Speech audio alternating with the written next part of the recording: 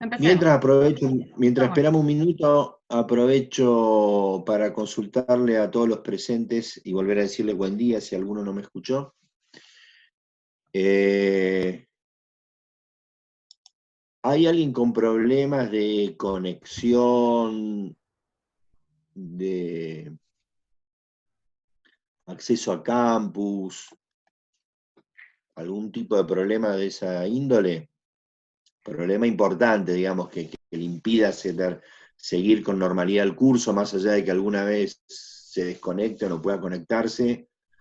En principio estamos teniendo todos los temas que vamos viendo en clase, también lo estamos teniendo eh, tanto en PowerPoint como con audio, para aquel que no puede ver la clase, pero En líneas generales, Marcelo, eh, sí, cuando corregí los trabajos prácticos online, la mayoría estaba conectado y bien. estuvimos hablando. Así que ninguno Bueno, se manifestó respecto a esto. Yo de hecho sí tuve problemas uno de los días que teníamos que corregir, no tuve internet, tuve que pasar para más tarde las correcciones, pero no lo pregunté puntualmente. Hubo algún grupo que sí sé que lo pregunté puntualmente, pero en líneas generales creo que el 95% estuvo presente en las correcciones. Así que hubo una buena asistencia a las correcciones online. bien, bien. Bueno, me gustaría escucharlos un poco, porque no los veo no los veo, mejor dicho, en realidad no los veo. Los percibo demasiado tímidos. Escucharlo, aunque sea por chat, que nos contesten algo, porque si no parece que uno está ahí medio en la neblina, caminando en la neblina y no sabe qué tiene adelante.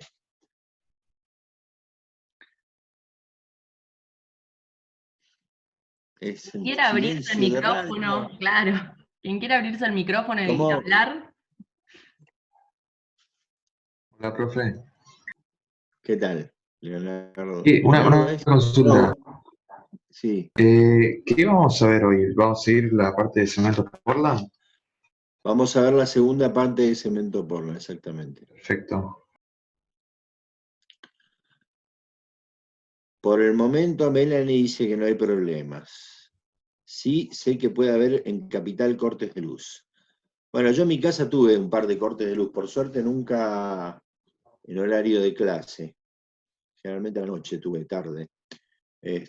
Así que bueno, en mi caso, si se corta la luz, me van a ver desaparecer porque va automáticamente vinculado a la red. Así que pierdo luz, pierdo internet, pierdo teléfono, pierdo todo. Y la comida del freezer también, si dura mucho. Pero por suerte no tuvimos mucho problema acá. A ver, hay alguien que está queriendo entrar acá. Un ah, amigo no puede entrar a clase, me dice que lo sacaron de la reunión. y Preguntale a Marcelo a ver si se puso como alias Marcelo Mascauchán a tu amigo.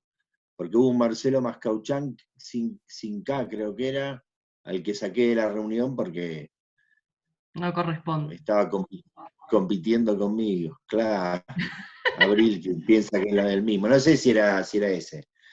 Porque sacar no saca a nadie, ¿eh? Excepto, Salvo ese, excepto al Marcelo Mascauchán Bis. claro, si Este, se pone su nombre, capaz que ahí sí el ingeniero lo acepta. seguramente, seguramente. No hay problema si se le chispoteó, que cambie el alias y que entre. Sí, aparte mismo, qué sé yo, capaz que entre ellos se juntaron en algún momento online y él se puso para molestar a los compañeros tu nombre. Puede Por eso, ser, o qué tal sé yo, cual. era un primo lejano. Sí, puede ser, dice Agostina. Era un primo lejano que perdió la K en el camino. ¿Hay alguna novedad con el modo de evaluación que va a haber en general? Pregunta Tomás. Estamos tratando yo creo que vamos a avanzar a hacer evaluaciones por esta vía, y ya les dije, bueno, les podríamos decir ya antes de arrancar, así ya y arrancamos con la clase. Estamos pensando para ver si de acá a 2 semanas hacemos alguna evaluación sobre el tema aglomerantes y cemento. Algún tipo de evaluación, algún cuestionario. La semana que viene, cuando lo tengamos más definido, le vamos a comentar cómo va a ser la modalidad.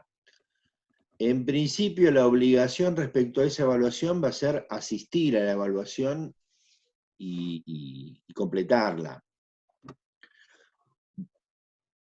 Para el 22 de mayo haremos algún tipo de... Ahí está, ahí le puso Julieta, bien. Ahí se los escribimos, pero uno se le Gracias, corta. gracias. Bien, bien. También vamos a pensar, a lo mejor, Julieta, ya que estamos, te lo digo, Sí. en la alternativa de tener por ahí 2 horarios o 2 fechas. Ok. Para aquel que justo tiene ese día un problema de conexión, se pueda conectar en la segunda instancia. Ok. Tenemos que verlo un poquito. O sea, hay una serie de cuestiones a tener en cuenta que hacen que esto sea bastante diferente a poder tomar un examen presencial, obviamente, ¿no? Uno podría decir, bueno, también puede ser que el día que ibas a la facultad tuviste un problema con el colectivo, qué sé yo, o si vas en auto, se te pinchó la rueda y no llegaste al examen y nadie te da otra fecha. Pero bueno, digamos que en principio vamos a tratar de tener en cuenta estas cuestiones, y después el tema de que haya garantías de ambos lados, de parte de ustedes y de parte nuestra, de que la evaluación sea lo más justa posible. Nunca una evaluación es absolutamente justa, porque bueno, porque hay circunstancias, hay momentos, uno se levantó mal, bien, qué sé yo, y la evaluación absolutamente equilibrada es un ideal que siempre uno se va a ir para un poquito para un lado, un poquito para el otro, pero por lo menos que conscientemente no sea así. Por esa razón es que como primera exigencia vamos a tener solamente la de asistir. Queremos ver cómo vienen, cómo están con el tema de si van entendiendo, si van captando los conceptos y demás. Y eventualmente un poquito la idea es que aquel que le va bien, la validamos y por ahí le dejamos el tema ya aprobado, y aquel que no le va bien tendrá después la oportunidad de rendirlo con calificación. Esperemos que presencial, o volver a rendirlo por esta vía. Claro, está medio dudoso lo de presencial. Vamos a ver. Complicado. No tanto porque no volvamos a la presencialidad. Yo creo que a partir de este fin de semana va a empezar a aflojarse el tema de la cuarentena, y ya hay algunos anuncios, como después de vacaciones de invierno, va a empezar a haber presencialidad y demás, pero la presencialidad no va a ser la que uno estaba habituado. Ustedes, bueno, ustedes ya tienen por lo menos un año de carrera, y estaban, igual que nosotros, acostumbrados a juntarse 40, 50 en un aula. ¿Cuántos somos acá inscriptos? Como 50 más o menos, ¿no, Julieta? 46. Espera que lo tengo acá anotado. Pero sí, somos un montonazo. Bueno. 47. Bueno, seguramente no vamos a poder juntarnos de esa forma. No. El otro día me imaginaba el curso, el decano, en una reunión del decano que hablaba de que justo nombraba a los 40, que no vamos a poder estar 40, no sé qué. Yo pensaba, con el barbijo vamos a aparecer Ali Baba y los 40 ladrones, pero me imaginaba todo el curso, todo con barbijo. Pero seguramente no nos vamos a poder juntar en esa cantidad. Estimo que por un buen tiempo vamos a seguir con las clases con este mecanismo y que nos vamos a juntar por ahí para rendir examen, para una clase de laboratorio, y vendrá un viernes, vendrá la mitad o un tercio del curso, el otro viernes el otro tercio, y así. Me imagino yo un poco que va a venir por ese lado la cosa. Pero bueno, espero que, aunque sea de esa manera, tengamos la posibilidad de encontrarnos presencialmente para evaluaciones y para ese tipo de cuestiones. Pero bueno, si hoy por hoy podemos avanzar y hay gente que nosotros nos quedamos tranquilos, vamos a buscar el mecanismo para hacerlo, de que este tema ya lo sabe, de que este tema lo maneja, de que tiene los conceptos que nosotros queremos que tenga al finalizar el curso, bueno, ese ya tendrá el tema aprobado y vamos para adelante. Si podemos lograrlo, sería para nosotros una tranquilidad y un éxito, y para ustedes también, así que creo que tenemos en ese sentido un objetivo común. Bueno, vamos a arrancar con la clase. Agrego, ¿Sí? Sí, agrega. no sé, ¿es el ruido en tu casa, Marcelo, o hay alguien que tiene el micrófono abierto? Pues, Recién había un camión que pasó por acá. bueno, ¿Se no escucha sé. algo más? Sí, no sé, bueno, lo que también recién preguntaba el ingeniero, el tema de los problemas de conectividad. Lógicamente, si ustedes tienen a alguien en el grupo que no se puede conectar, que saben que tienen problemas de conectividad, después mándenme mail, ¿sí? Avisándome, así yo trato de comunicarme con esa persona. Porque lógicamente, si tiene problemas de conectividad, capaz que no está presente ahora.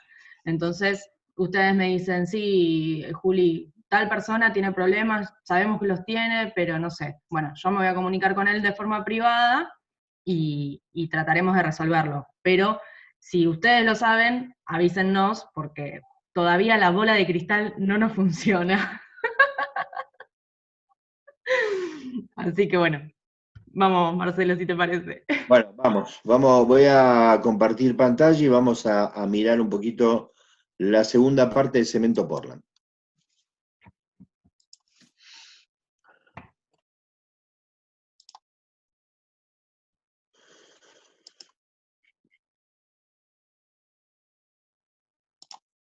Perdón, ahí me...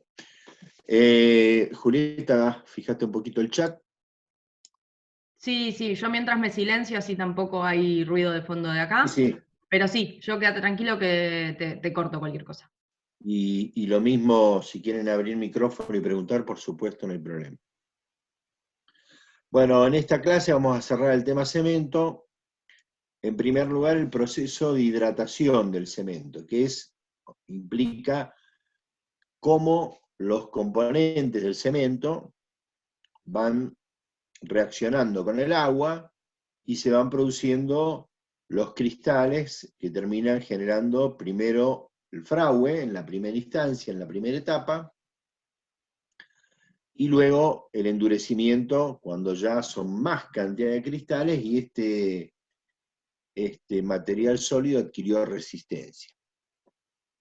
Y como yo les decía, y como vemos ahora acá, es un proceso continuo. Lo que pasa es que en la instancia de fragüe es más rápido, y entonces a nosotros lo percibimos, como vamos a ver después con el ensayo correspondiente, que fraguó, que se convirtió de pasta en sólido. Pero en realidad el proceso es todo un proceso de reacciones que se van produciendo continuamente. Acá como ejemplo se toma el caso del silicato dicálcico. Recuerden que la línea de arriba corresponde a la escritura con símbolos. Este era el símbolo del silicato dicálcico, bueno, el agua está como agua. Ese silicato dicálcico, que acá abajo vamos viendo la fórmula, era dióxido de silicio y 2 moléculas de dióxido de calcio. Cuando se junta con el agua pasan dos cosas. Libera uno de estos óxidos de calcio, O sea que si vamos al símbolo pasa a ser de SC2 a SC1 o SC, como está acá. Libera un óxido de calcio y se combina con agua. Entonces por eso da este silicato monocálcico, porque tenía 2, ahora tiene 1, un solo óxido de calcio hidratado. Este compuesto es el que tiene la propiedad de cristalizar, de solidificar. El otro óxido de calcio que quedó suelto, en realidad no quedó suelto, sino que se combinó también con agua y generó hidróxido de calcio, que es lo que nosotros habíamos visto hace un par de clases atrás, como la cal aérea hidratada, ¿sí? ¿Se acuerdan que la cal aérea salía del horno, era óxido de calcio, y luego había que apagarla y daba hidróxido de calcio? O sea que a medida que se van hidratando estos compuestos, estos silicatos, lo mismo pasa con el resto de los conglomeratos también, se va liberando cal, hidróxido de calcio. Y se van formando los cristales. Como vimos antes, en primera instancia, el silicato monocálcico hidratado tiene una forma física, un estado físico de gel. Imagínense una especie de mermelada, ¿sí? O sea, primero era una pasta más fluida, luego empezó a tomar esa consistencia como de mermelada, y cuando se seca, quedan los cristales. Y eso es lo que está mostrando el dibujito, los dibujitos que tenemos acá. El primer paso, tenemos las partículas de cemento anhidro, o sea que no entró en contacto con el agua, lo que está en verde. Esto es antes de que se empiece a vincular con el agua, ni bien estoy haciendo la mezcla. A los primeros minutos empezó ya a formarse el silicato monocálcico, lo que está amarillo, el gel, y a medida que ese gel, junto con el agua va entrando al interior de la partícula, va dejando hacia atrás el gel, y el gel a su vez se va secando y va dejando hacia atrás cristales. Empiezan a formar los primeros cristales, que son las rayitas o los palitos estos que tenemos en la parte externa de la partícula. Algunas horas después, o sea, estaríamos más o menos en la instancia en que ya a nuestra percepción sensorial, a nuestra vista, a nuestro tacto, ese material fraguó, ya se convirtió en sólido. Esto en realidad es un proceso que sigue continuando en forma continua, sin saltos. Se formó más gel, sigue avanzando hacia el interior de la partícula el agua, y por lo tanto la conformación del silicato monocálcico del gel, y se van sumando cristales. Y esto representaría ya varios días después, por ahí estaríamos cerca de los 28 días, que es cuando adquirió la resistencia de cálculo la pasta de cemento y el hormigón, con el cual estamos elaborando, mejor dicho, con ese cemento. En la siguiente imagen, lo que estaríamos viendo es la influencia, es muy simple, muy a lo mejor hasta tonta la imagen, no aporta nada demasiado genial. Pero sí es importante tener en cuenta la influencia de este aspecto, porque ustedes bueno, si Dios quiere el año que viene, por ahí ya pueden cursar tecnología del hormigón. Y van a aprender a diseñar en esa materia, van a volver a ver un poquito un repaso rápido de todo esto, y tecnología del hormigón se divide en hormigón fresco y hormigón endurecido. O sea, todo lo que hay que saber con el hormigón antes de cuando se lo elabora y se lo va a utilizar, y todo lo que hay que saber con el hormigón una vez que ya es un material resistente y uno quiere por ahí determinar algún tipo de ensayo para ver el estado del hormigón. Bueno, eso lo van a ver en esa materia, tecnología del hormigón. Y van a ver ahí que uno de los parámetros básicos para diseñar hormigones, van a aprender a diseñar hormigones, a ver qué proporción de cemento, cómo tiene que ser la arena, qué distribución de medidas. Eso lo vamos a ver un poquito en el siguiente tema, que es agregados. Qué distribución de partículas, etcétera, etcétera. Y van a ver que uno de los parámetros fundamentales de diseño de los hormigones es esta relación agua-cemento, que es la proporción de agua respecto al cemento, en peso. ¿Cuántos kilos o litros, que es equivalente, de agua utilizo por cada kilo de cemento? En general, para hacer esta cuenta, lo que se usa es los litros o kilos de agua por metro cúbico de hormigón, para elaborar un metro cúbico de hormigón, y los kilos de cemento para elaborar un metro cúbico de hormigón. Esto que les voy a decir, no se lo digan al profe, porque lo va a echar a ustedes y va a buscarme a mí para asesinarme. Pero para que tengan una idea, ese metro cúbico de hormigón lleva más o menos unos 300, 350 kilos de cemento. Depende del hormigón que estoy tratando de hacer, ¿sí?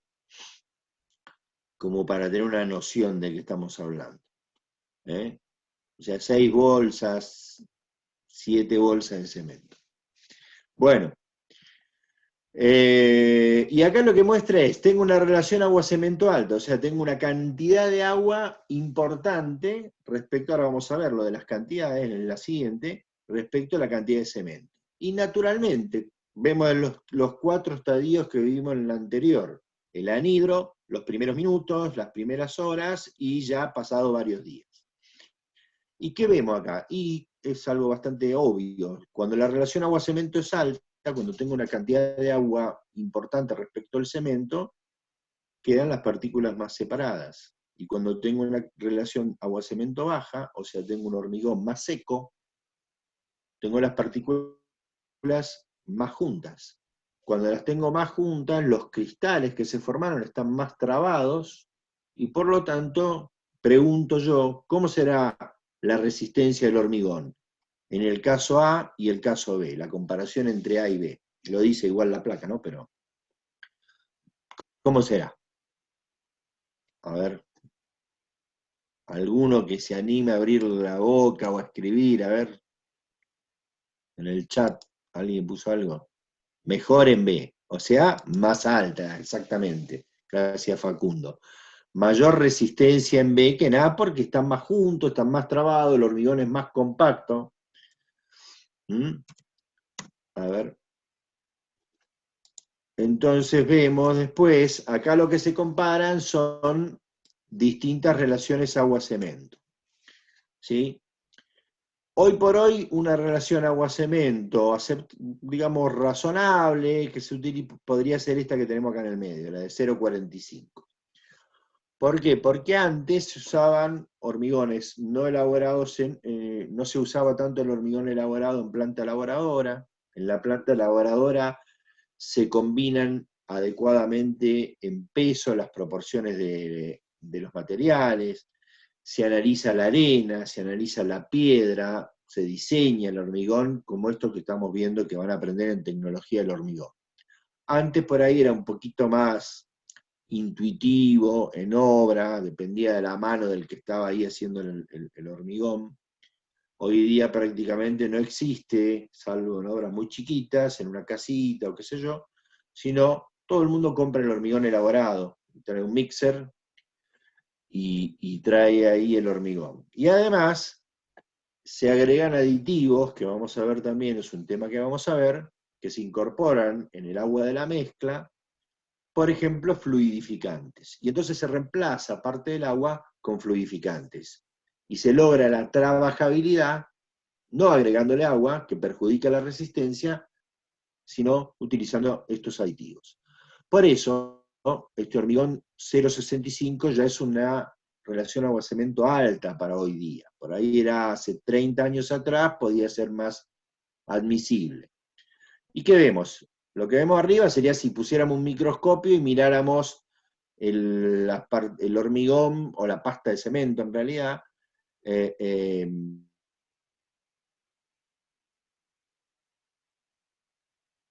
agua menos separadas, y en esta relación agua-cemento es muy seca ya. 0,25 es un hormigón que no vamos a ver, que si yo lo quisiera volcar en un encofrado, sería casi, y no se podría manejar, si hubiera mucha armadura quedaría retenido. Es una relación, yo digo, en el audio del PowerPoint, que podríamos ver, por ejemplo, en un hormigón rodillado, compactado rodillo, que es justamente como está en seco, para poder acomodarlo en un lugar, hay que pasarle un rodillo pesado, un compactador, e ir apretándolo con eso. ¿Qué se puede hacer con eso? Y una base, una platea de fundación muy ancha, que es un tipo de cimiento, o una presa, en donde un hormigón seco me puede ser importante, interesante, para que no tenga, muy compacto, para que no tenga posibilidades de fisura y sea impermeable. Bueno, y entonces abajo vemos el hormigón endurecido. Y básicamente, más allá de que acá están representándose con un formato prismático el hidróxido de calcio, no lo puse para no complicar, estos plumeritos rojos representan el mineral que conforman los sulfoaluminatos, esos que surgían de la mezcla, de la reacción del sulfato del yeso que se pone al cemento con el aluminato tricálcico, con la lúmina del aluminato tricálcico, los sulfoaluminatos. Pero acá lo que interesa más que nada es lo negro está representando espacios vacíos, poros. Entonces, obviamente, acá voy a tener un hormigón donde había mucha agua, se evaporó el agua excedente, parte del agua, obviamente, ya sabemos, lo vimos recién en la fórmula, se incorpora al material. En ese silicato monocálcico hidratado que cristaliza, el agua está metida en la molécula de ese material que ya es parte de ese hormigón sólido. Pero parte del agua, el excedente que está para darle fluidez, se evapora. Entonces, acá, donde tengo un excedente importante, se evapora y tengo mucho hueco. Y acá no tengo casi nada. Y acá, en el caso intermedio, tengo un poco. Así que obviamente el hormigón de la izquierda va a ser menos resistente y el de la derecha, más compacto, obviamente va a ser más resistente. Bien. Hasta ahí con el tema de hidratación. Ahora vamos a entrar, introduzco y después cortamos, con la norma IRAN 50.000. La norma IRAN 50.000 hace dos cosas principales, o fija dos. Primero, ¿sobre qué define?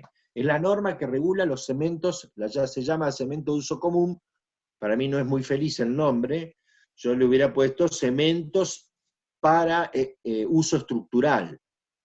O sea, para yo hacer un hormigón estructural, solamente puedo utilizar un cemento incluido en lo considerado por la norma IRAN 50.000.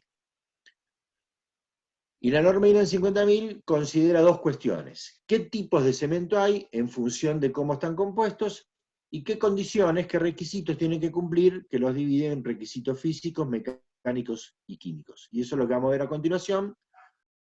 Bueno, decíamos entonces que la norma IRAN 50.000 analiza estas dos cuestiones. Primero vamos a ver los tipos de cemento. Acá, primero, para hablar de los tipos de cemento, repasamos un poquito en la fabricación, que a la salida del horno, a los 1500 grados, esto que estaba en fusión, se enfriaba rápidamente y obteníamos como subproducto de parte del proceso el clinker. El clinker es el que ya contiene esos compuestos básicos del cemento, los silicatos bicálcico y tricálcico, el aluminato tricálcico y el ferroaluminato tetracálcico. Y en ese momento, para controlar la hidratación del aluminato tricálcico, que no sea tan violenta y me genere un fragua instantáneo, es que se agregaba hasta un 5% de yeso, de piedra de yeso, no del yeso de obra, sino de la piedra de yeso. Eso se molía finamente. La molienda tiene que ver justamente con esto de que penetre el agua lo más posible para que ese núcleo, ya lo vamos a ver enseguida de vuelta, verde que dibujamos anhidro sea el menor posible, y ese polvo fino es el cemento. Ahora, en el momento en que voy a moler el clinker y el yeso, me dice la norma, bueno, se admite que se agregue algo más acá. Que no sea solo clinker y yeso, sino que también pueden tener algunos productos, el fabricante puede agregar acá y estar dentro de los cementos utilizados para hormigones estructurales, algunos compuestos minerales, y a eso se los llama adiciones. Y decía en el video, y les vuelvo a decir a ustedes, no lo confundan con aditivos. Yo hace un ratito mencioné el aditivo fluidificante.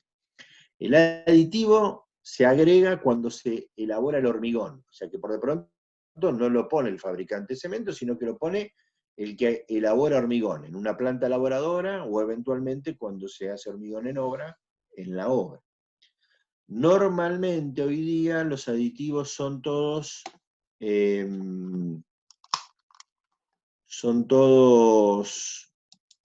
líquidos que se agregan en el agua de la mezcla, en el momento en que se elabora el hormigón. Esos son los aditivos. Estos son adiciones. ¿Por qué tienen los dos nombres tan parecidos? Debe ser para confundir a los estudiantes de ingeniería civil. Las adiciones las pone el fabricante de cemento, antes de moler la mezcla de clinker y yeso. Entonces será la mezcla de clinker, yeso, más la adición lo que va a ir a la molienda. Y esas adiciones pueden ser adiciones activas. Activas implica que eso que agregué tiene poder aglomerante, tiene capacidad de reaccionar con el agua, igual que los compuestos estos, silicato, bicálcico, tricálcico, aluminato tricálcico y ferroaluminato tetracálcico, igual que los compuestos del clinker. Pueden ser de dos tipos las activas, que contienen sílice con capacidad de ser reactiva, aparte sílice, no alumina ni nada, sino que son sílices activas, las que están en la escoria de alto horno o en las puzzolanas naturales y artificiales. O puede ser una adición mineral, que es un mineral inerte, es inactiva, y ese es el filler calcáreo. Esa no reacciona con el agua. Es como si hubiera un agregado. Cuando hago mi hormigón tengo arena, piedra y tengo un poquito, y dentro del cemento tengo algo, una porción, que también es inerte igual que la arena y la piedra, que no tiene reactividad. Y por lo tanto no me aporta poder aglomerante. Ese es el filler calcáreo. Como resumen, entonces tengo, en ese momento en que voy a moler la mezcla de clinker y yeso, puedo agregar en esa mezcla adiciones activas, como la escoria o las puzzolanas, o inactivas, como el filler. Entonces, la IRAM 50000 tiene esta tablita que me dice, si tengo solamente clinker y yeso, en realidad no es solamente, admite hasta un 10% de una de esas adiciones, escoria, igual se sigue llamando cemento Portland normal. Después, si agrego más escoria, ya tengo un cemento Portland con escoria, hasta un 35%. Puedo agregar todavía más escoria, mucha, hasta un 75% de escoria. Es un montón. Ya entre un 35 y un 75 es un cemento de alto, es un cemento que se usa muy poco, que solamente porque se necesitan esas propiedades que le da la escoria en grado muy elevado, se admite. Porque si no es un cemento, como vamos a ver enseguida, que tarda mucho en endurecer y no sirve para una obra normal. Después tengo el caso de la puzzolana. La puzzolana se puede agregar 50%, entre un 15 y un 50%, y ahí tengo un cemento Portland puzzolano. Acá están las siglas, ¿no? CP en el primero, CPE el de escoria, CAH el de alto horno, y CPP, cemento Portland puzzolánico, el que vemos ahora. Luego tengo el que le puedo agregar filler. El filler era el inerte, por eso es el que se puede agregar menos. Porque si empiezo a agregar mucho de esto, me quedo sin capacidad aglomerante, sin capacidad de adquirir resistencia. Ya vamos a ver por qué se justifica que se pueda poner hasta un 20% de filler calcáreo. Y tengo un cemento Portland con filler o filerizado CPF. Y finalmente tengo la posibilidad de combinar estas adiciones. O sea que en vez de agregar una sola, agrego dos o más, o las tres. Portland y escoria, Portland y filler, disculpen, puzzolana y escoria, puzzolana y filler, escoria y filler o las tres. Y eso sería un cemento Portland compuesto CPC, ¿sí? ¿Qué propiedades le dan y qué son estas adiciones? Bueno, en primer lugar, la más antigua, la puzzolana.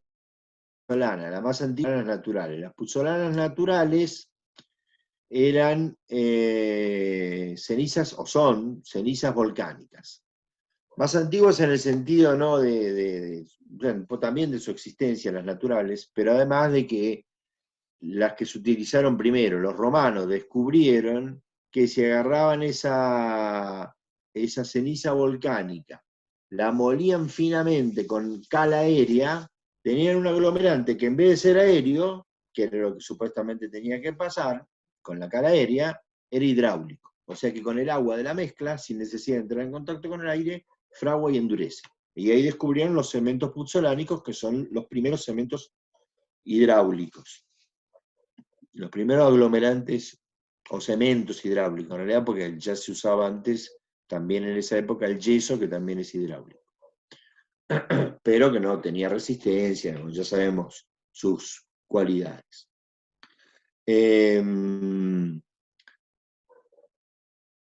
Después, hoy día también se obtienen puzzolanas artificiales, que son también cenizas, pero en vez de proceder de origen volcánico, proceden de algún horno donde se está fabricando algún producto, por ejemplo cerámicos.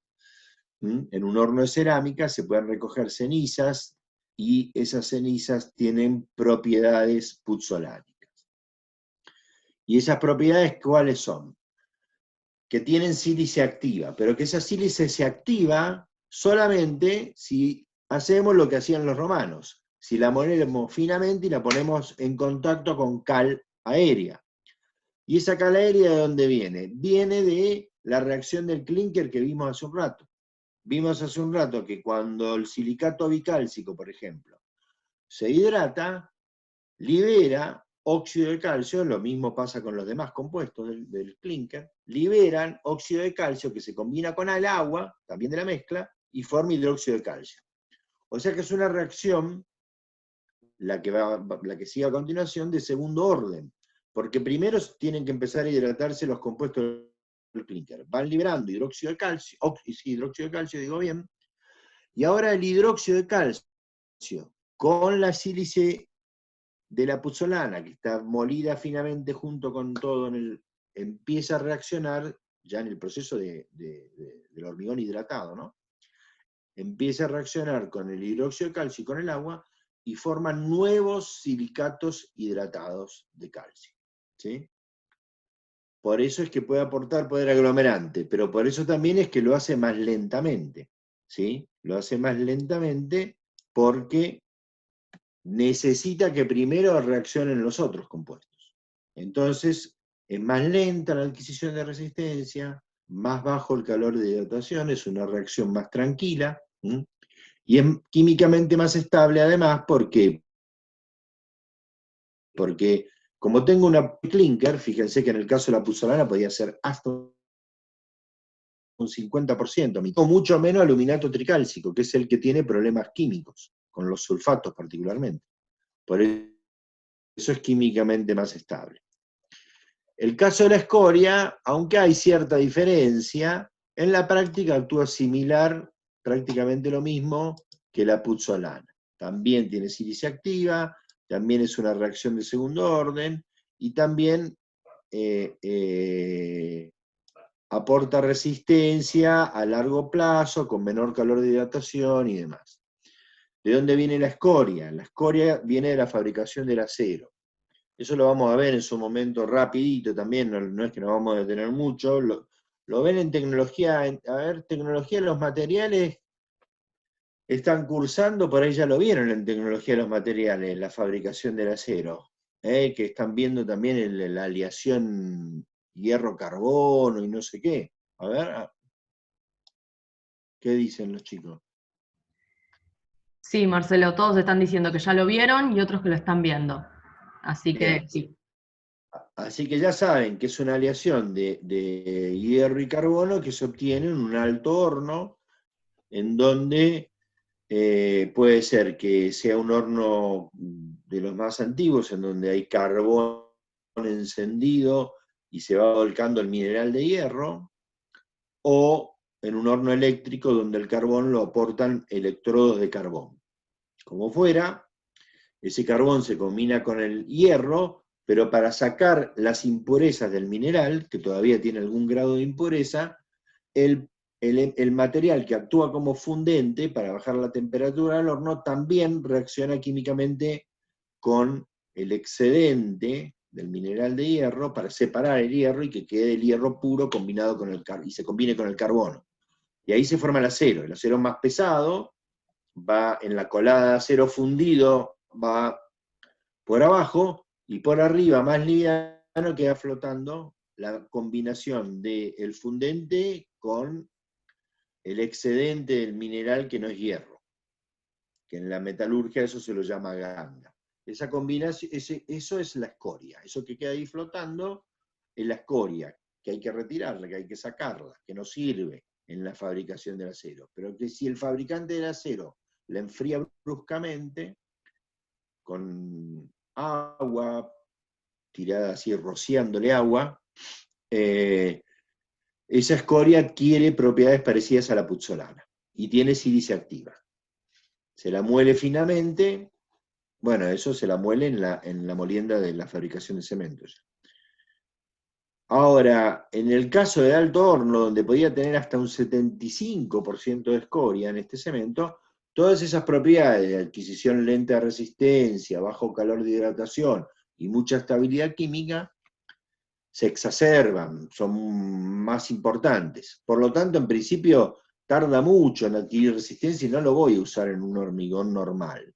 Ahora, si tengo que fabricar una parte de hormigón que va a estar en contacto con mucha concentración de sulfatos, por ejemplo, o con otro tipo de reactivo químico, ahí, como es muy estable químicamente, puede ser que se justifique hacer un hormigón con un cemento de alto horno, esperar el tiempo que haga falta para que ese hormigón se habilite a su uso, pero tener un material que me va a durar mucho más por estas propiedades. Si no, habitualmente no se usa.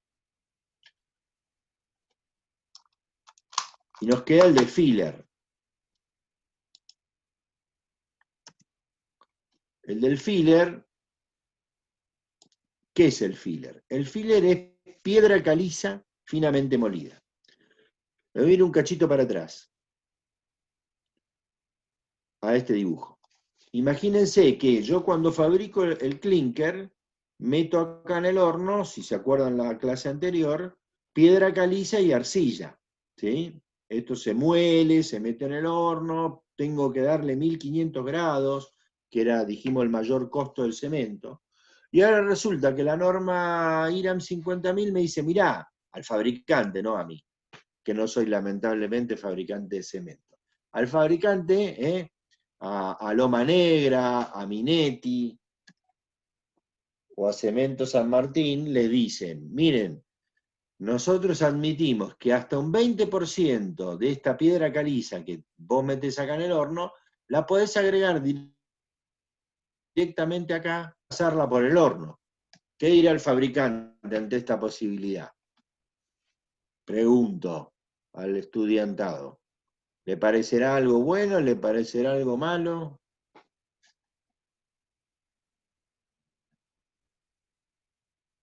¿Nadie tiene espíritu de fabricante de cemento? Bueno, porque es menos costo.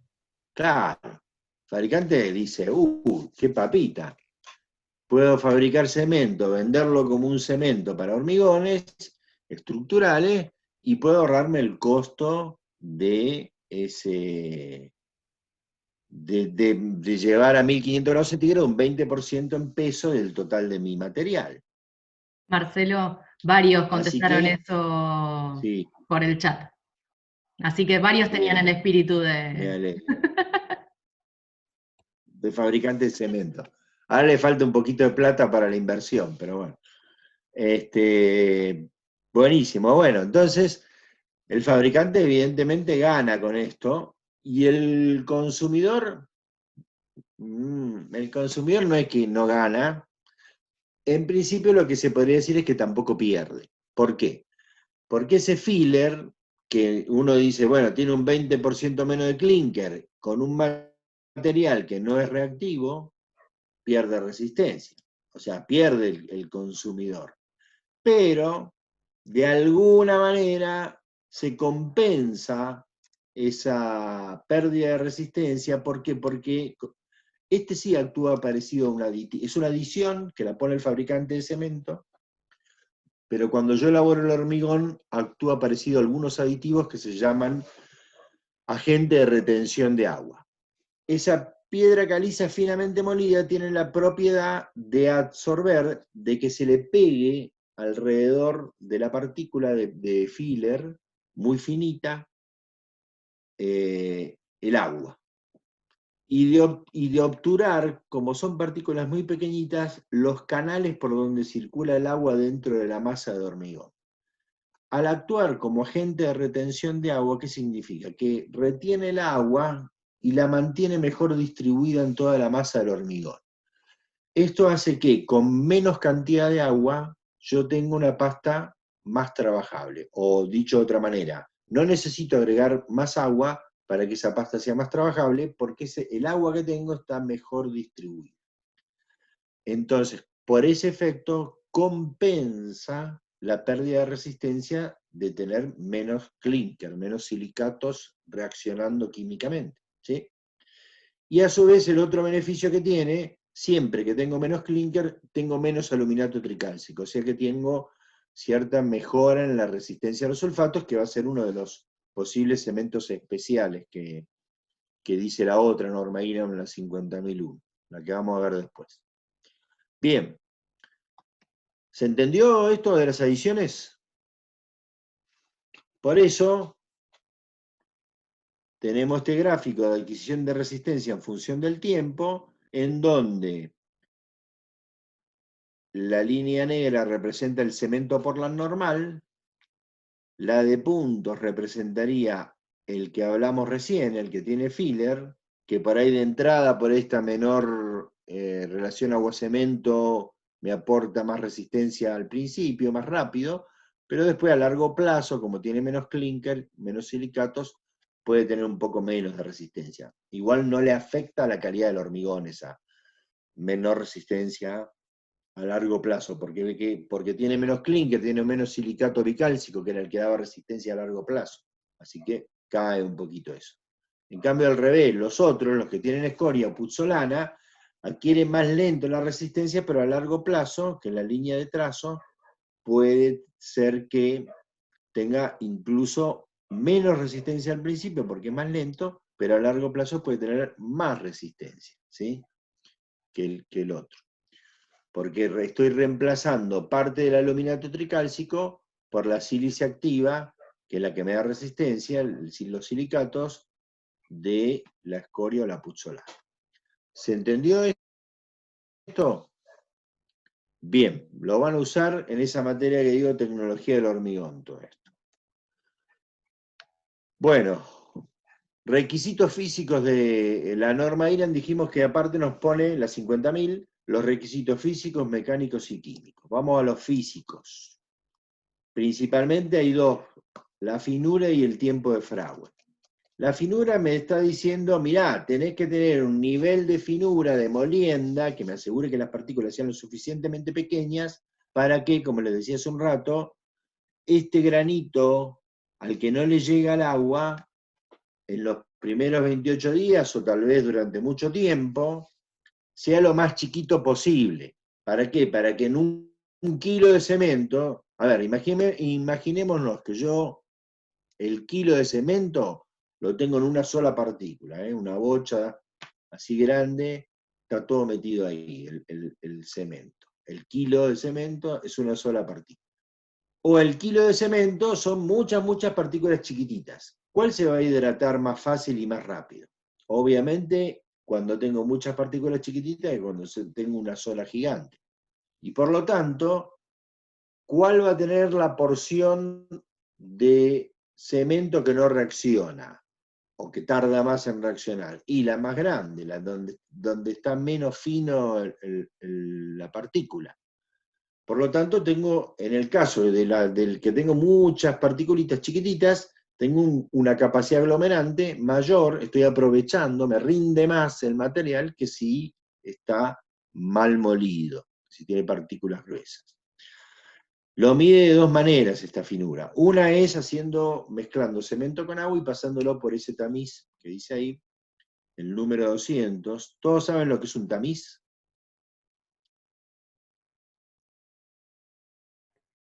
Yo creo, Marcelo, que por más que la mayoría sepa, hace una breve descripción de un tamiz, porque puede ser alguno Sí, que no no me esté di cursado. cuenta, no me di cuenta de poner alguna imagen de tamices. Bueno, un tamiz es una malla metálica, como un alambre, imagínense, cruzado en los dos sentidos, pero chiquititos.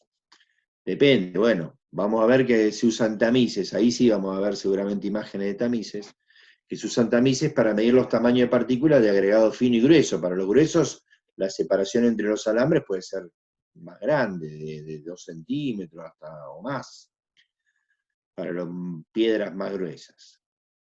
El más finito para medir a partir del cual de ahí para arriba es arena y de ahí para abajo ya son limos y arcillas, es este que está acá, que es el número 200. Hay más finitos también, pero este es el que se toma normalmente en ingeniería civil, el más finito es este,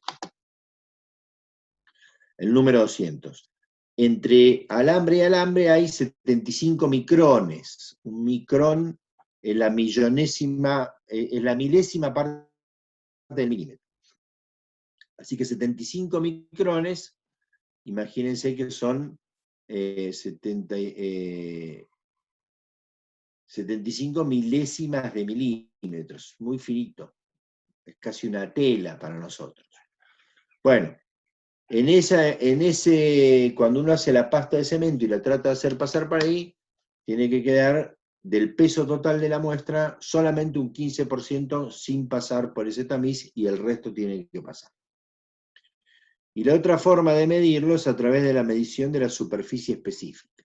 La superficie específica se mide con un aparato que me quedó mal en el PowerPoint porque no me quedó el título, que es el aparato de Blaine, con B larga, Blaine. Este Blaine hizo este manómetro. Este manómetro tiene un líquido que no es agua, porque se busca un líquido que sea más estable frente a posibles cambios atmosféricos de contenido de humedad o temperatura del ambiente. Imagínense que tengo un manómetro que está equilibrado y por este lado, por este costado, se aspira, se hace vacío, se chupa y me queda desequilibrado. O sea que me queda más alta la rama, el líquido en esta rama que en la rama derecha. Este celeste me queda por acá abajo.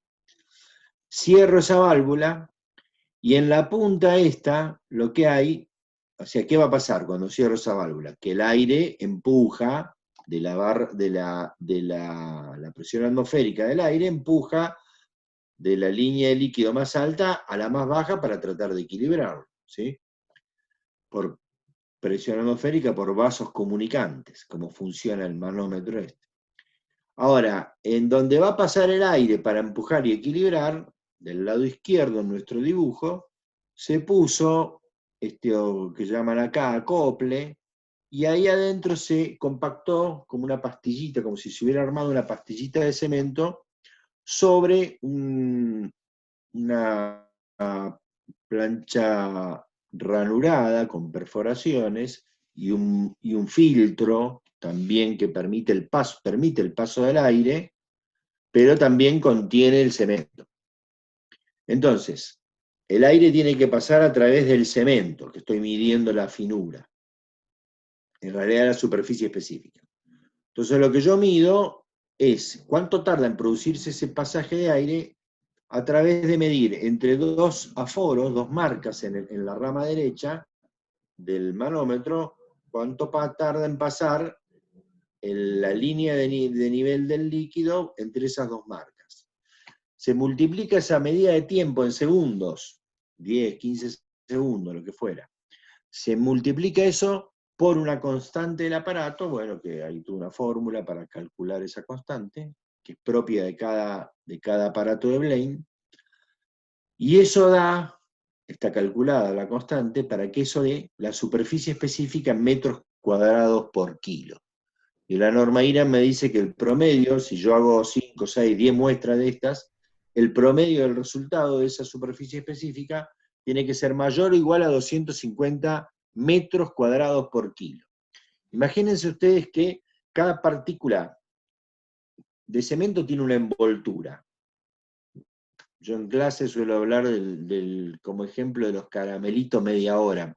No sé si existen, no se consiguen por ahí mucho. Son unos caramelitos que son como una bolita con su papelito, ¿no? Y si uno desenvolviera todos esos papelitos, cada partícula sería una de esas esferitas, y pegara todos los papelitos juntos, cubriría una superficie de 10 metros por 25 con el envoltorio de las partículas de 1 kilo de cemento. Eso quiere decir 250 metros cuadrados por kilo. Marcelo. Cuanto más fina sea la partícula... Sí. Leonardo ¿Me decías pregunta. algo, Julieta? Pregunta, Leonardo. ¿Este método se realiza en seco? Sí, la partícula es el cemento seco. Se compacta un poquito ahí arriba, es cemento en polvo.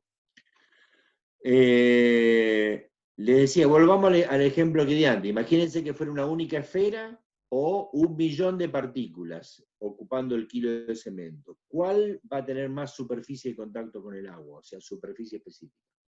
¿La única esfera o el millón de partículas? Bueno, el millón de partículas va a tener mucho más superficie de contacto y tiene que tener por lo menos 250 metros cuadrados por kilo. Eso nos da una idea de la finura. Bien, y después tenemos el tiempo de fragüe. La norma fija un tiempo inicial y un tiempo final de fragüe, un tiempo inicial mínimo y un tiempo final máximo. Mínimo porque es bastante corto, es 45 minutos nada más. Indudablemente no está pensado para la época actual de los hormigones elaborados que tienen que traerse desde algún lugar y demás.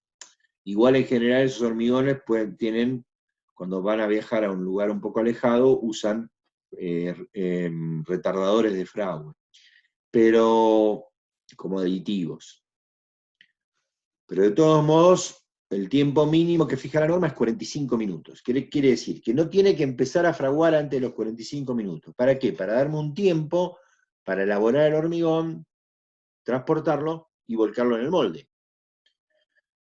Porque si no, si yo estoy haciendo el hormigón o lo estoy volcando en el molde y ya fraguó, estoy rompiendo con ese movimiento los cristales que ya se están formando. O sea que estoy haciéndole perder capacidad resistente a ese material. Y tampoco tiene que tener un tiempo máximo porque si no eso sigue fluido y afecta al funcionamiento de la obra, no puedo seguir trabajando y además corro el riesgo, cuando enseguida vamos a volver a mencionarlo, cuando las temperaturas son bajas, a partir de los 5 grados, este tiempo de fragüe se empieza a hacer cada vez más lento. Y a los 0 grados se interrumpe, pero encima se me congela el agua del hormigón. Así que si yo no tengo un tiempo de fragüe en esos casos, en temperaturas bajas, máximo final de fragüe, no logro que se me solidifique el hormigón, corro el riesgo de que se me congele el agua que tengo ahí adentro y ese hormigón ya no me va a servir para nada. Bien, el ensayo se hace con este aparato que se llama aparato de Vicat. El aparato tiene un pistón que se mueve adentro de un cilindro, con un tornillo que uno lo frena o abre el tornillo y el pistón cae. En la punta del pistón se puede poner un cilindrito y parecido a este que está ahí arriba, al mismo diámetro del pistón, o se le puede poner, se le atornilla, esta aguja que se llama aguja de Vicat. El molde donde se pone la mezcla es un molde tronco cónico que se llena de 4 centímetros de altura con una mezcla de cemento y agua, una pasta de cemento. Y el ensayo tiene 2 etapas. La primera es para hallar la pasta de consistencia normal. O sea, la proporción de agua tal que se cumple determinada condición, que es la del ensayo, que después yo tengo que en distintas condiciones ensayo el mismo o distintos cementos, distintas condiciones de ambiente y demás, yo sé que cuando le agrego esa cantidad de agua que se cumple esta condición, están todos en igual condición, que se le llama pasta de consistencia normal.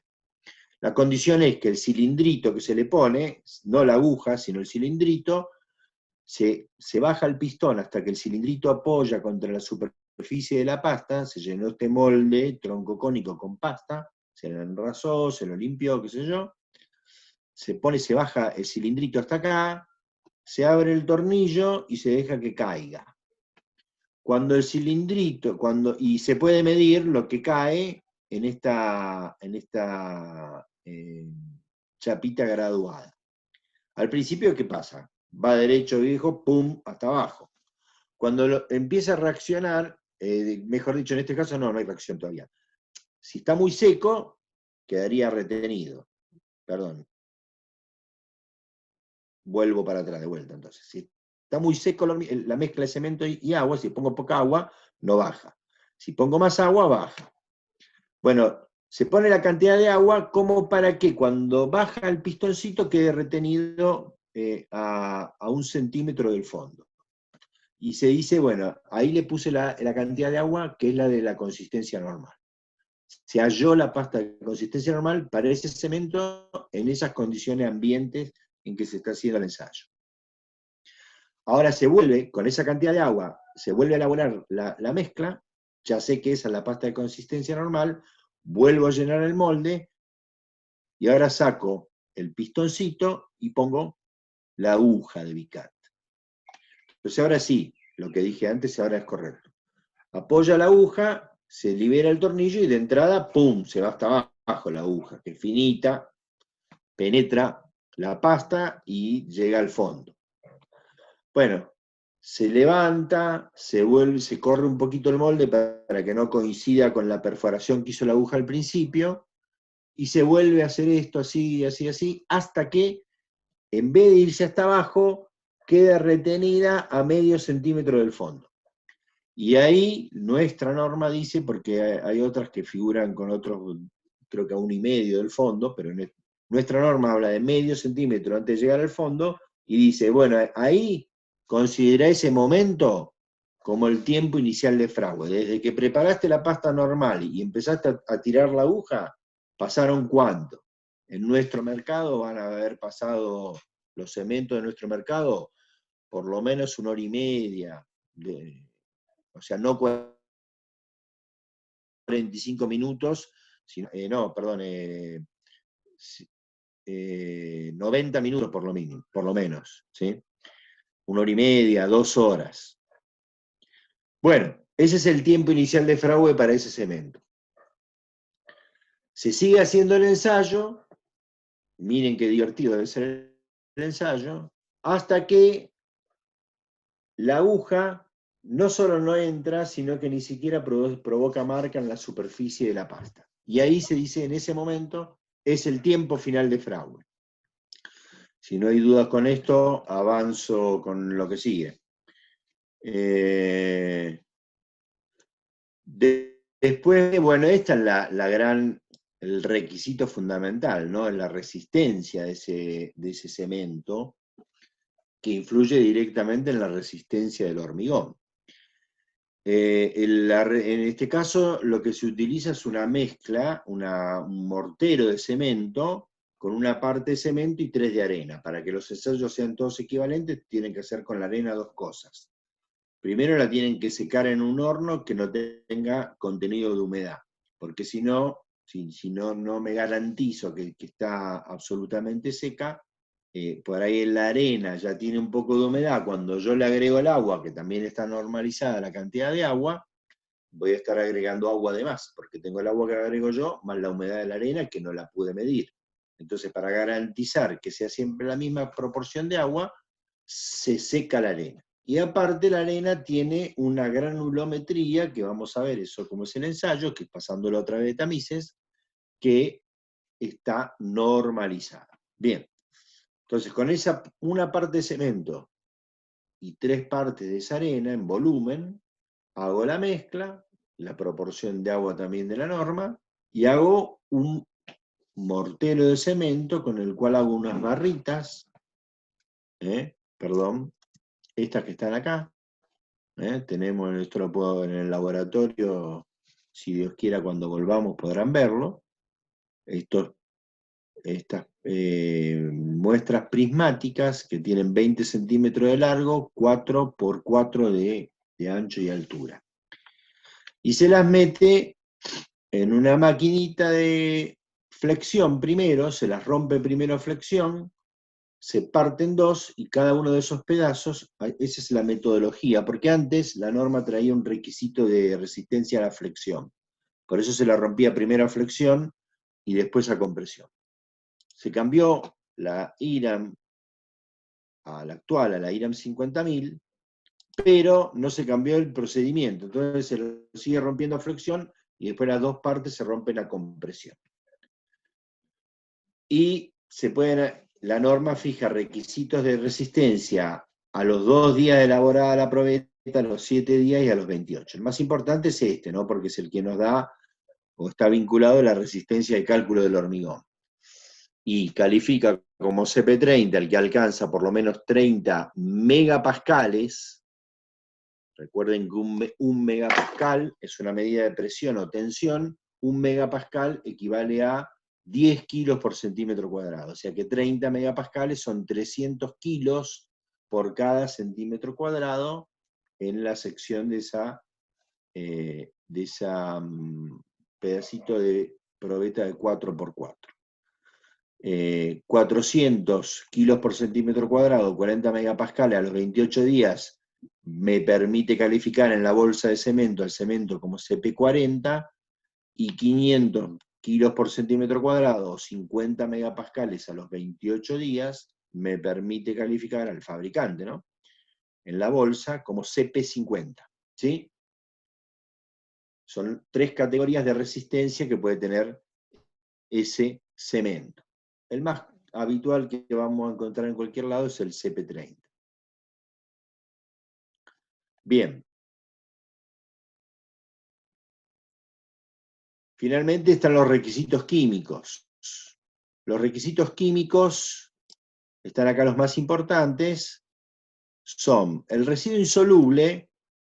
Si yo agarro una muestra de cemento, la peso, supongamos, qué sé yo, medio kilo de cemento, voy y lo peso, y la meto en una solución de ácido clorhídrico, la que fija esta norma, no me acuerdo qué nivel de concentración tiene el ácido, se disuelve todo. Lo que no se disuelve es sílice, no silicato, o sea, el óxido de silicio. El óxido de silicio, recordemos, se desprendía de la arcilla y era el que se combinaba con el óxido de calcio y daba los silicatos. ¿Qué significaría que quede sílice sin incorporarse, sin formar algún silicato? Significa que en ese horno de fabricación de cemento no se alcanzaron los 1500 grados centígrados necesarios, no se alcanzó una buena temperatura. Y entonces, parte de la sílice todavía quedó sin combinarse. Eso es lo que me está diciendo la existencia de un residuo insoluble. La norma dice, limita el contenido, no me acuerdo ahora, habría que ver la norma, hasta cuánto del peso del cemento puede quedar como residuo insoluble. También limita la pérdida por calcinación. Vuelvo a pesar una muestra de cemento, medio kilo, 500 gramos. La meto en un horno a más de 100 grados centígrados. La saco del horno y la vuelvo a pesar. Si en vez de pesar 500, pesa 499,80 gramos, quiere decir que hay 0,20 gramos que perdió en peso. ¿Y qué son esos 0,20 gramos? Bueno, eso muy la humedad que tenía el cemento, se evaporó agua. Y no tiene que tener humedad.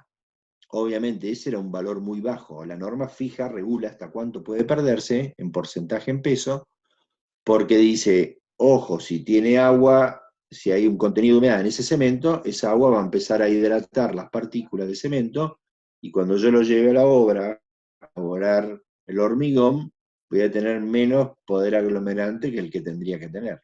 Quiere decir, falló la bolsa donde está el cemento, falló la forma de acopio, o el silo, si se está copiando a granel, hay algo que falla en el resguardo que tiene que tener ese cemento para no entrar en contacto con humedad.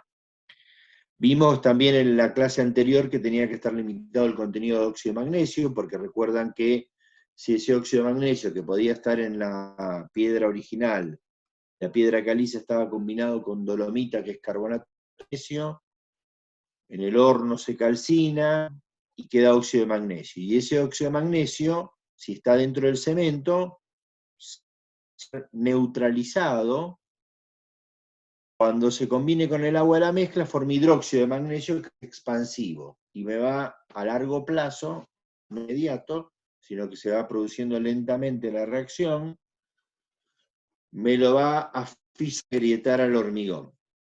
Por eso tiene que estar limitado el contenido de óxido de magnesio libre, porque el resto del óxido de magnesio no está libre, sino que se acuerdan que para neutralizarlo era el enfriamiento brusco, que daba contenido de magnesio en la masa vítrea, en el estado vitrio que tomaba esa parte del material que se enfriaba bruscamente.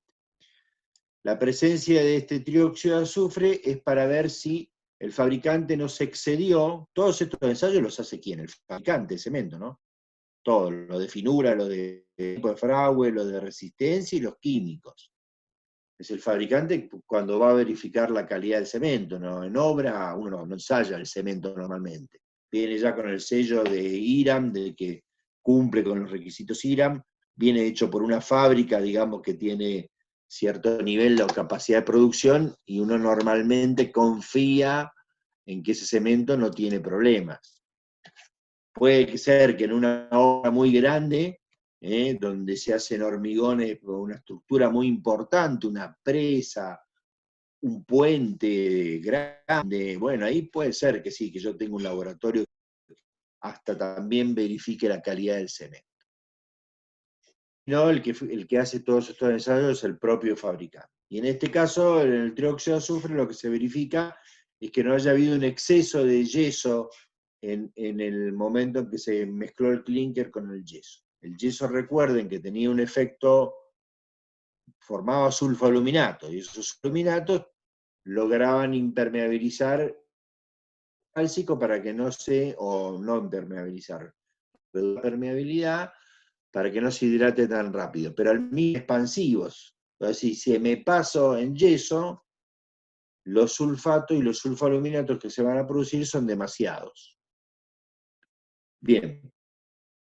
Nos queda finalmente hablar de los cementos especiales IRAM 50001. Hay algunos cementos con todos estos requisitos que recién dijimos, pero cumplen con algunos más, usados para usos especiales. Y están incluidos esos requisitos por demás en la IRAM 50001. El primero de ellos es el cemento de alta resistencia inicial. Cuando yo necesito en una obra acelerar los tiempos, por ejemplo, es el uso más habitual, no esperar 28 días para que adquiere la resistencia, sino lograrlo antes, puedo recurrir a un aditivo, como vamos a ver después, o a un cemento de alta resistencia inicial. Estoy buscando acomodar esto. Bueno, voy a dejar ahí. Este cemento, el efecto que logra es este que estamos viendo en la imagen de abajo.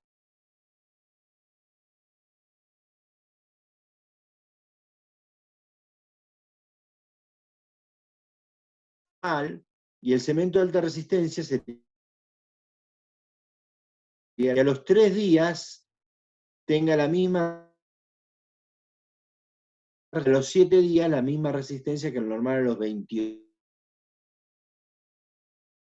juntando y van a tener la misma. No es que este cemento me da más resistencia, sino que lo que me da es que la adquiere, básicamente, que en vez de tener que esperar 28 días, a los 7 días yo ya puedo terminar de desmoldar.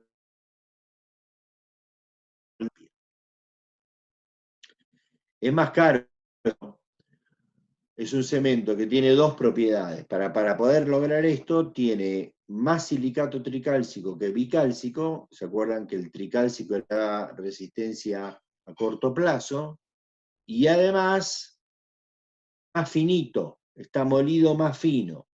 En vez de 250 metros cuadrados por medio del ensayo de Blaine para los IRAM 50.000, este me tiene que dar entre 4 metros cuadrados por kilo ese ensayo de Blaine, de superficie específica, mejor dicho. Con esas dos condiciones, y molienda más fina, adquiere resistencia, reacciona más rápido, adquiere resistencia más rápido. También me libera mayor calor de hidratación, eso es más riesgoso, ¿sí? Por ejemplo, no lo puedo usar si tengo mucha temperatura ambiente porque me va a fisurar el hormigón. Y puede ser bueno si hormigón a baja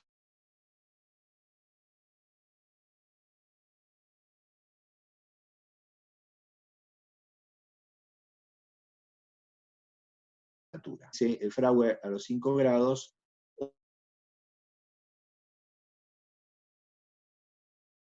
o es masivo. El hormigón masivo es cuando tengo una gran masa de hormigón, una presa, por ejemplo. Tengo que tratar de que no tener menos calor de hidratación, porque si no se me va a rajar cuando está dentro de una gran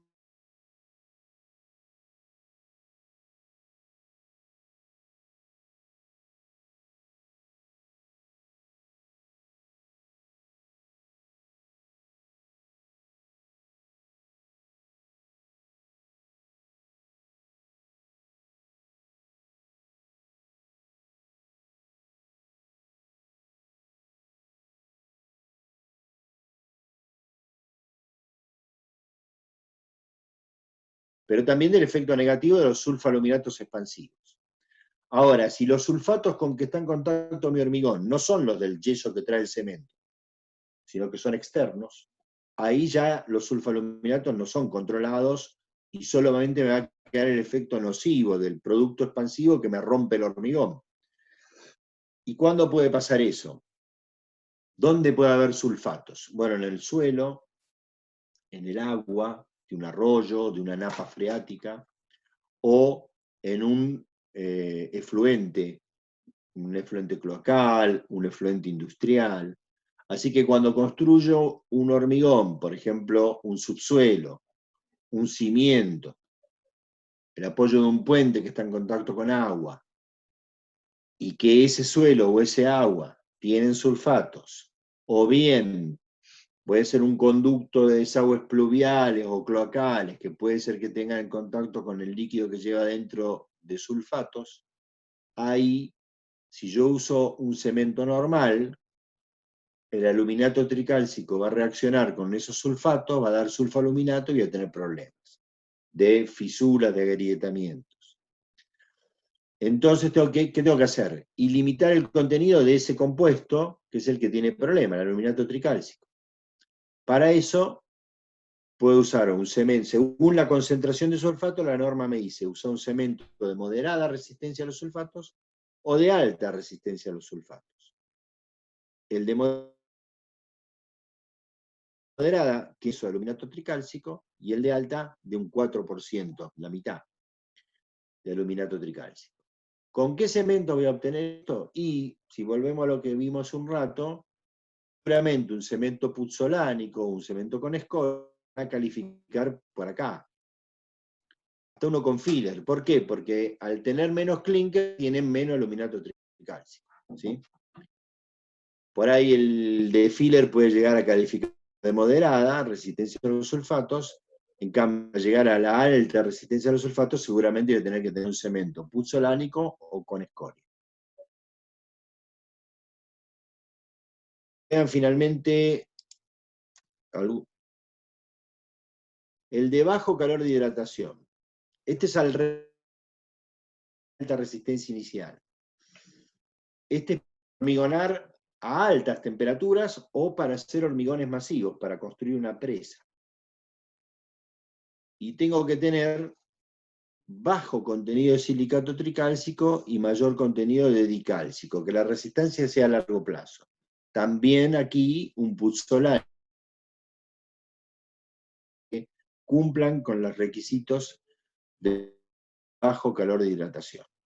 Que no libere mucho calor, y entonces puedo hacer grandes masas de hormigón. Cuando se hacen presas, incluso se incorporan el agua de la mezcla y hielo.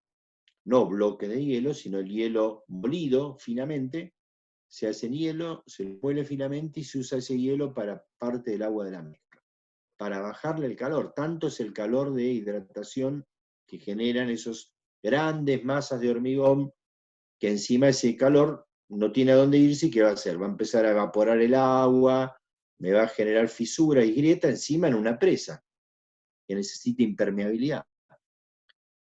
Bien. Aunque no sea un hormigón masivo, estoy haciendo un pavimento, que no es un hormigón masivo, pero tengo que hormigonar en Jujuy el 20 de enero con 45 grados de calor, y si uso un cemento normal, por ahí también tengo problemas de fisuración. Entonces puedo utilizar uno de bajo calor de hidratación. Nos queda el cemento blanco rapidito, porque ese no tiene mucho secreto. El cemento blanco, para hacerlo en el proceso de fabricación, uso una arcilla que no sea rojiza, que no tenga el óxido férrico. Son arcillas llamadas caolines, y puedo tener un cemento sin ese color verde oscuro característico del cemento. ¿Para qué? Para poder darle el color que yo quiera a ese cemento, incorporar un color.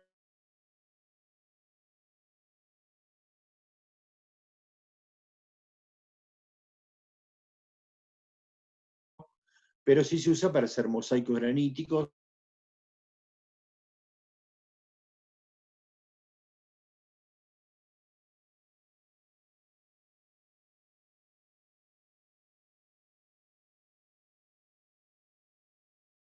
O el cemento resistente a la reacción alcali y agregado. Voy a mencionarlo brevemente ahora, vamos a volver cuando hablemos de agregado. Cuando uno habla de los agregados, dice que son inertes, que no tienen reacciones químicas.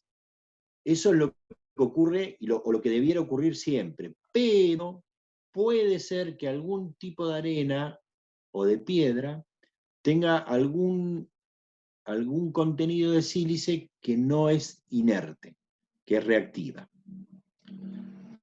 Ese problema lo voy a tener cuando uso un agregado, una arena o una piedra de un origen desconocido. Si yo se la compro el mismo corralón que me vende la misma arena de siempre, la misma piedra de siempre, no voy a tener, porque la composición química va a ser siempre más o menos la misma. En cambio, si me voy a trabajar a un lugar donde encuentro un yacimiento de arena o piedra, del cual puedo extraer el material, estoy haciendo algo alejado de la zona urbana, y puedo sacar de ahí y ahorrar material y ahorrar transporte, por ahí quiero aprovechar ese yacimiento que tengo a mano. Puedo comprárselo al dueño del lugar a menor costo. Bien, pero no sé qué tiene eso. Y puede ser que esa arena o esa piedra sean reactivas. ¿Y con qué son reactivas? Esa sería la parte de agregado. El álcali lo provee el cemento en la reacción esa. El álcali son óxidos de sodio u óxido de potasio que pueden aparecer dentro del cemento como parte de compuestos químicos. ¿Se acuerdan que cuando vimos la composición del cemento, no sé si en este curso o en otro, alguien dijo, pero no da 100% el total de los compuestos? No, claro, puede haber otras cosas, en mucho menor proporción. Por ejemplo, estos. Bueno, si tiene de estos, ese cemento, ese óxido de sodio o ese óxido de potasio, cuando se combinan con esa sílice, otra vez tengo compuestos expansivos, nocivos para el hormigón. De manera que yo puedo mandar a hacer un análisis a la arena o a la piedra, o hacerle un ensayo que ya vamos a mencionar cuando veamos los agregados, que se llama de expansión, en el hormigón, en la muestra de hormigón, pero todo eso no me da resultados a corto plazo. Y si yo quiero usar la arena o la piedra y no tener riesgos, lo más seguro es usar un cemento de este tipo, en donde el fabricante garantiza que se alcanza alta temperatura en el horno, porque a esa alta temperatura no aparecen el óxido de sodio y el óxido de potasio, porque se queman y se van con el humo. Si yo libero el humo y no lo reutilizo para precalentar el horno y alcanzo esa alta temperatura, yo fabricante, ¿no? Puedo garantizar que mi cemento lo voy a obtener un cemento sin álcalis y que por lo tanto no va a tener problemas en esta posible reacción al encontrarse con posibles agregados reactivos. Y ahí terminaríamos con nuestra clase, si es un poco larga, tal vez un poco pesada, pero bueno. Terminó entonces la clase de cemento. Julieta, no sé, vi que tuviste algún problema. Ahora, Sí, tuve problemas con internet. bien. Pero bueno, se cortó, volvió a entrar automáticamente. Recién pude conectar la cámara de nuevo. Supuestamente se siguió grabando. La verdad que, bueno, ya queda fuera de todos nosotros si se cortó un poco la clase en este último momento de la 50.001. No Obviamente sé pido. si, bueno, por ahí yo no estuve mirando el chat, si quedó alguna pregunta. Creo Sí, que. queda confirmado que el 22 vamos a hacer una evaluación, exactamente. A ver, 8, 15, 22, sí. El 22 vamos a hacer una evaluación. Santiago, la pregunta de Santiago. Sí, queda confirmado. A ver, no consideremos una evaluación como algo de lo que ustedes ya estaban acostumbrados el año pasado, ¿sí? O sea, tengamos la mente abierta que todavía ni siquiera lo definimos con el ingeniero cómo va a ser. Ustedes no entren en ese estrés de evaluación. La idea es que las evaluaciones no sean un momento de estrés, sino un momento más de aprendizaje. Obviamente que van a estudiar, van a hacer consultas, todo hasta ese momento, pero o sea, yo los veo como que están súper preocupados con la O sea, a evaluación. ver, primera aclaración fundamental, perdona, Julieta. Dale, dale. No es el examen parcial, no es el examen parcial de nuestro régimen de la asignatura, no. Vamos a incorporar esta evaluación.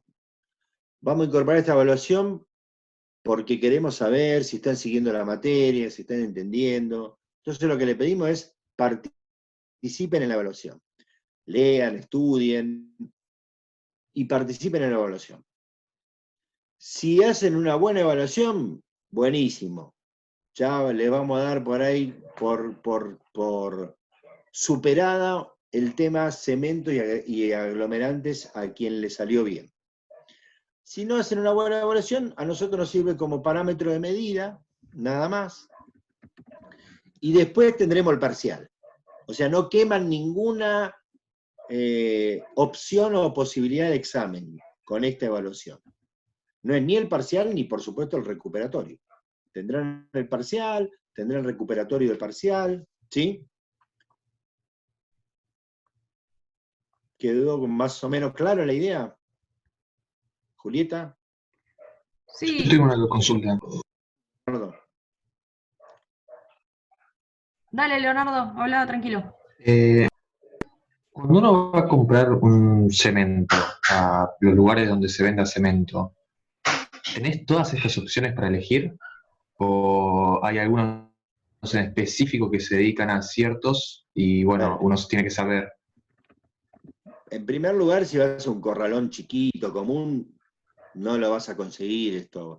Vas a conseguir un cemento, lo más habitual es que puedas conseguir un cemento Portland normal o un compuesto. Eso es lo que puede haber más en el mercado común. Si vas a un corralón grande, por ahí le podés encargar a alguno. Che, mirá que voy a necesitar cemento, por ahí el de resistente a los sulfatos. Mirá que voy a necesitar un cemento así, ¿me lo conseguís? Sí, te lo consigo, qué sé yo. Y si vas a necesitar gran cantidad de ese cemento, porque es una gran fábrica, lo mejor es vincularte con el fabricante directamente.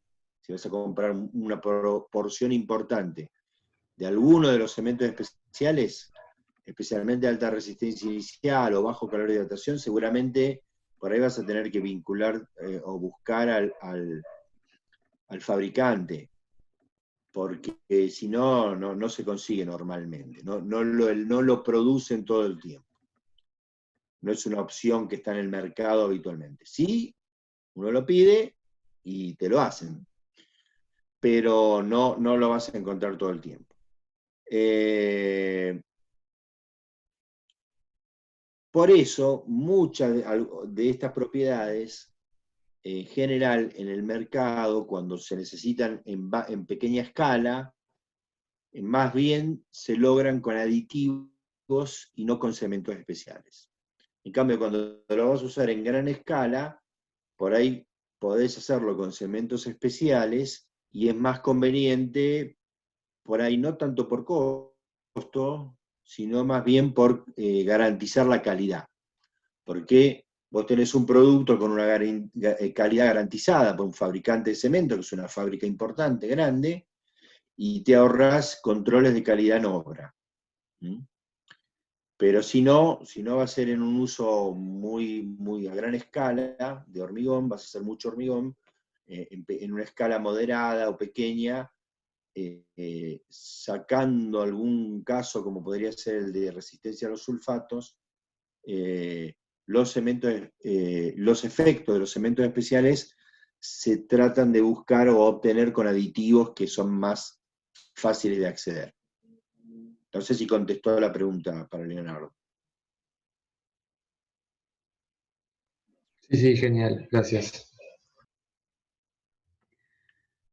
Bueno, Marcelo, me gustaría hacer una aclaración respecto a cómo se vino desarrollando. Ah, pará, que ahí Agostina hizo una cosa. Respondo a Agostina, sí, efectivamente. Particularmente cuando querés un efecto de alta resistencia inicial, de que adquiere resistencia rápido, o de bajo calor de hidratación, es así como decís vos.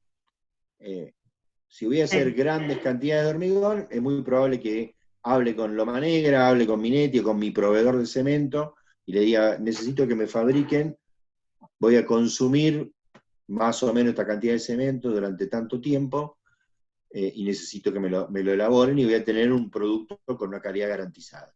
Si voy a hacer un edificio, por ejemplo, de vivienda en altura, que no es un uso demasiado importante de hormigón, entonces no voy a conseguir que me lo fabrique el fabricante, porque no le va a convenir a ellos económicamente, y voy a tener que buscar resolverlo con aditivos. Julieta. Acordate, Marcelo, que el chat después en la grabación no queda. Entonces, para responder preguntas es necesario que las leas, porque si decís sí, es como perdón. En el video queda colgado. Pero igual ahora se entendió lo que respondiste, se entendió perfecto.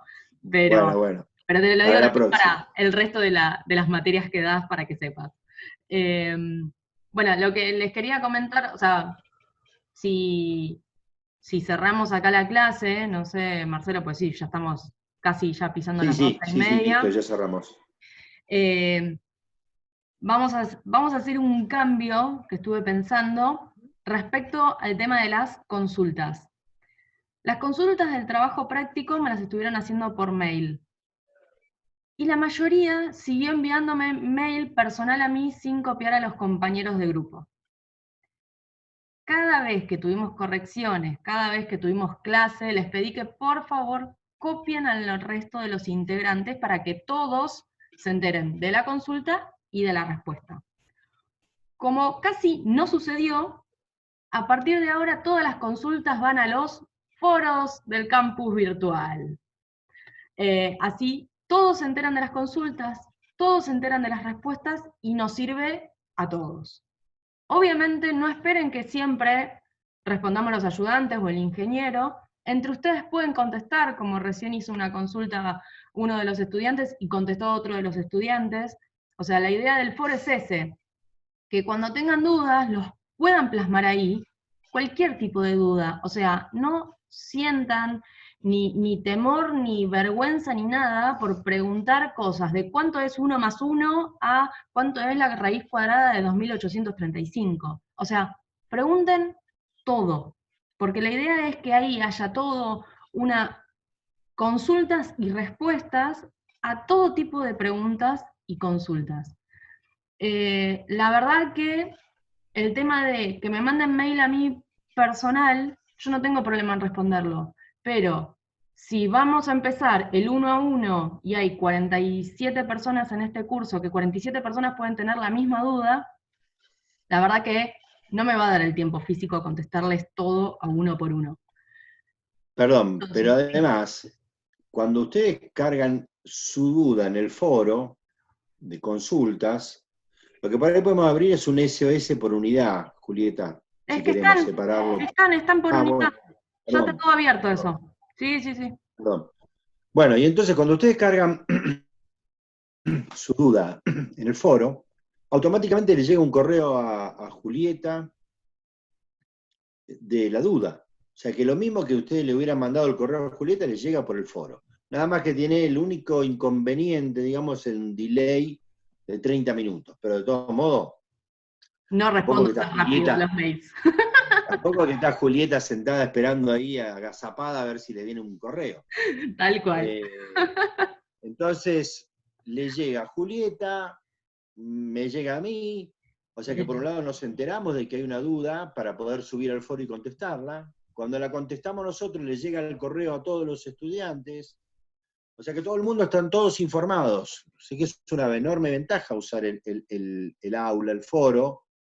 Nos queda registro de sus ingresos y sus preguntas, que después cuando tengamos que poner la nota o ver si promocionan o qué sé yo, por ahí entramos a mirar a ver, che, y este preguntaba, no preguntaba, participaba del... No al que, por ahí hay alguno que anduvo muy bien con todo y ya sabemos que promociona. Pero el que anda ahí medio en el límite, por ahí entramos a mirar un poquito esas cosas también. Le entramos a contar las costillas, pero a ver qué pasa. Y bueno, y ahí les va a jugar a favor también esa presencia en el foro. Pero además, fundamentalmente porque les sirve a ustedes como herramienta de estudio, les sirve a ustedes, ¿sí?